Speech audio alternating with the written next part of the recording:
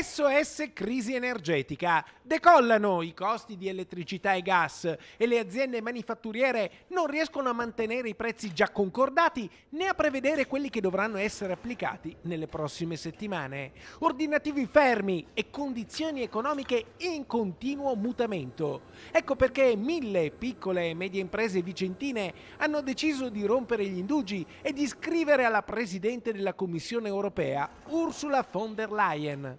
Una lettera accorata in cui evidenziano la propria preoccupazione non solo per la continuità aziendale, per i numeri della propria azienda, ma anche e soprattutto per l'occupazione. È paradossale che in un contesto come questo, in cui il lavoro e gli ordinativi non mancano, ci sia il rischio concreto di dover fermare la produzione perché antieconomica. Ma le piccole e medie imprese vicentine hanno scritto anche al capo dello Stato, Sergio Mattarella. Servono interventi urgenti per affrontare la crisi produttiva che rischia di essere innescata dal caro energia. Una lettera analoga l'abbiamo scritta anche al Presidente della Repubblica Mattarella affinché nell'affidare l'incarico al nuovo governo evidenzi a chi si prenderà la responsabilità di governo di affrontare subito questa problematica perché non c'è più tempo.